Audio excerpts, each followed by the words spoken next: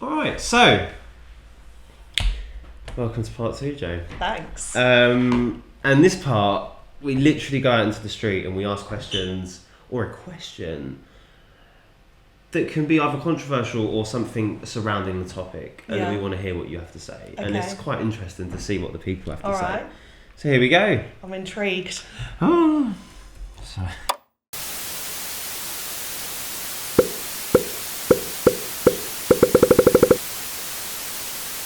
People, we're back in Portsmouth, and today we're asking questions for Joe Morgan, the founder of Engendering Change. So who are Engendering Change? Let's find out. Do you think there should be lessons given to children under 9 on sex education? Oh, okay. Yeah, I think so, because I think the brain is capable of taking informations around 6, and it's important for their knowledge to develop their brain that they start at 6 or 5 with lessons. Do you think that kids under 9 should be taught about sex education? No. Why so? That's just grim. Being taught sex education is a good thing or a bad thing? I think it depends how you're going about it. It's obviously good to let kids know and be aware that, you know, this is what sex is, the consequences, and how to do it safe. The age 9, I wouldn't really say so. I think probably a good age would be around year 7, year 8, year 9, because you're more influenced by a whole range of kids now. So most kids in primary school, they mainly think about, you know, toys, friendships and stuff like that. And when we move to secondary school, we're more influenced by year 11s, year 13s. I was influenced, you know. Heard a lot of conversations about, you know, what sex is and stuff like that. And it was mainly around secondary school. So I think secondary school ages should be more appropriate than year 9-year-olds, because now they come with an expectation of, oh, this is what it should be, you know what I'm saying, this is how it should be. So I think around secondary school ages should be more appropriate. Kids under 9 should be taught about sex education? Yes, I think it's important. Yeah? Yeah. Why so? Obviously, relevant to their age group. But yeah, you don't want to keep. My wife works in a school, and there's kids at 11 and 12 doing stuff they shouldn't do. So, more aware of it younger, then absolutely. I think kids under 9 years old should be taught about sex education. No, Why so?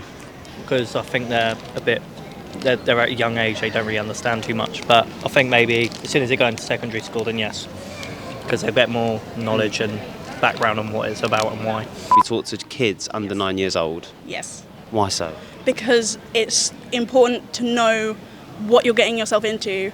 I mean, way before anything. Absolutely, absolutely. Because you have a lot of kids who are being taken advantage of even below that age, and they don't have any idea before you need to know what's happening to you. to avoid it, pretty much. Okay. That as a child, Yeah. absolutely. Do you think it's too young? Or is there a too young? Is that true? I think unfortunately with the cases which go on, there is unfortunately no too young, because it happens to people of that age. Then, okay.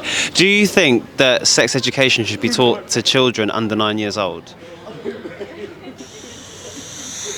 Probably not 9. I think 9 is way too early. What the fuck? No. Why?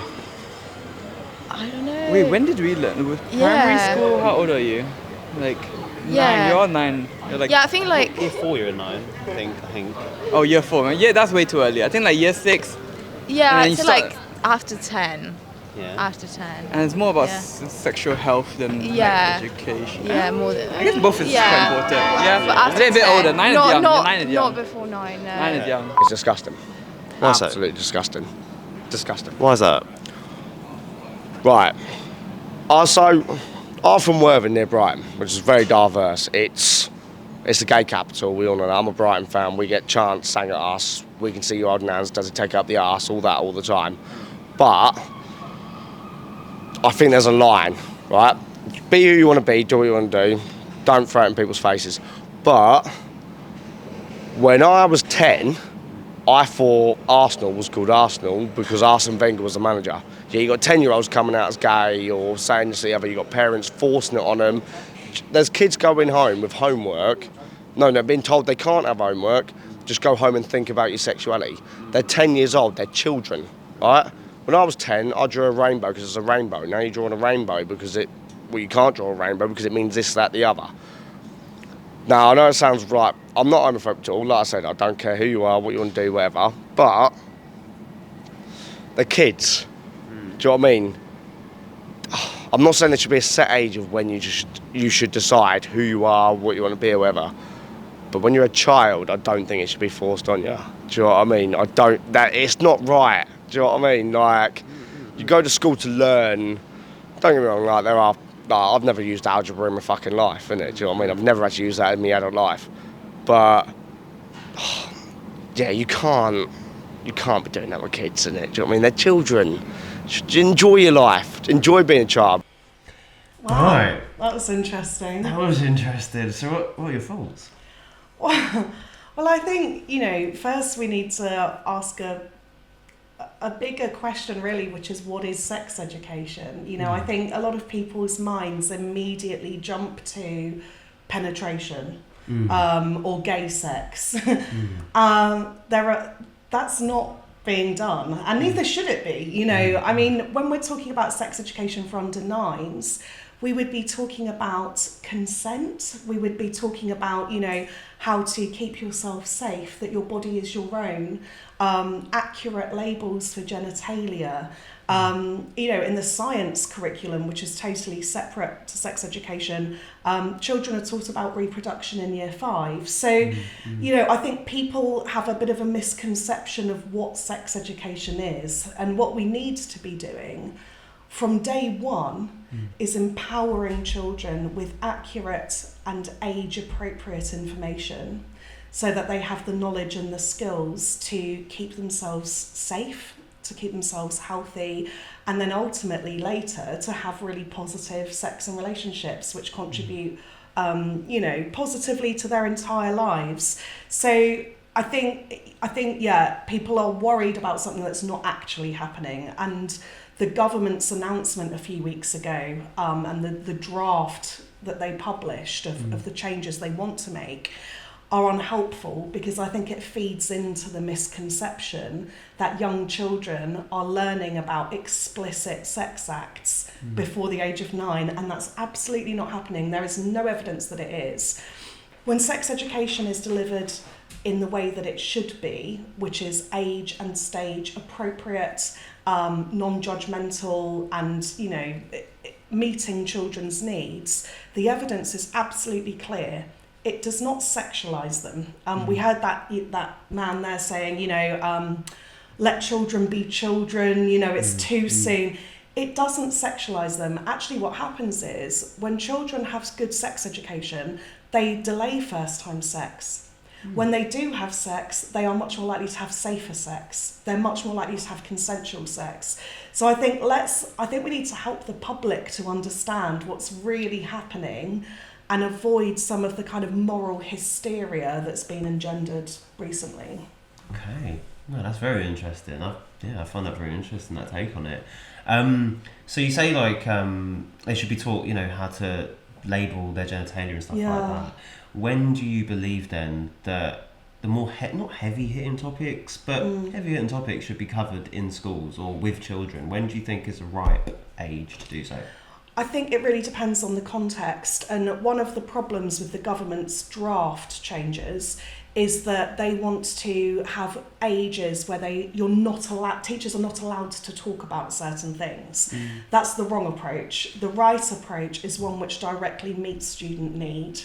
And ideally, we want to be talking to them about things before they need us to, because we in a classroom will give them accurate, reliable information in a safe space.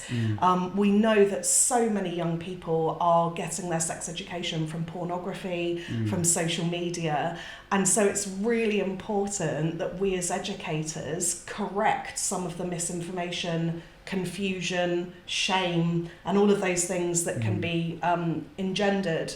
So we know that 10% of 9-year-olds have watched porn. We know that half of 12-year-olds have. The government's proposal and the age cut-offs that they've given means that a lot of children would be exposed to pornography before they're taught about it. And I would argue that a lesson on pornography is far less damaging than watching pornography. You know, rather what it does is go, okay, this is out there. Here's how you differentiate between fantasy and reality. Some of the acts on there are illegal. Some of them are very degrading towards women in particular. There's a lot of violence. So, you know, helping them to understand it is crucial. Things like teaching periods, you know, that's something which in the government's draft you're not allowed to talk about until some girls will have started their periods. I mean, from my perspective, that just doesn't make any sense. You know, we need to look at the evidence, take the hysteria out of it, and give children this essential education. And understandable. And when do you think then? I mean, periods is a, you know, all women go through that in a way. So, or I don't know if I'm saying that, but most. When do you think that girls should be taught about periods? I mean, I, with my own children, have always talked about that from day one. You know, that I don't understand why we would want to bring in a limit or an age. You know, that is a normal function which almost half of the population will be going through. And so I don't think putting an age limit on it is useful, really. You know, we know that the age at which girls are first starting their periods is getting younger and younger and younger. So, you know, I would say something like periods probably from, you know, around the age of eight-ish, 9-ish, that we would be having conversations in the classroom so that students know that they can access sanitary products in the school if they need to, that there's no fear or taboo around it. You know, a lot of the progress that we've been made is helping young people to overcome old-fashioned ideas about shame, you know, with things like periods. So to ban teachers from talking about it before a certain age is regressive and unhelpful. Let's talk about these things in a positive and empowering and appropriate way. Okay. Well, no, thank you for sharing. And any closing thoughts then? Just that I think there's a lot of misinformation and there's a lot of worry around sex education, and a lot of parents are really concerned about what their children are being taught in school and agendas that they've heard on, you know, about in the media.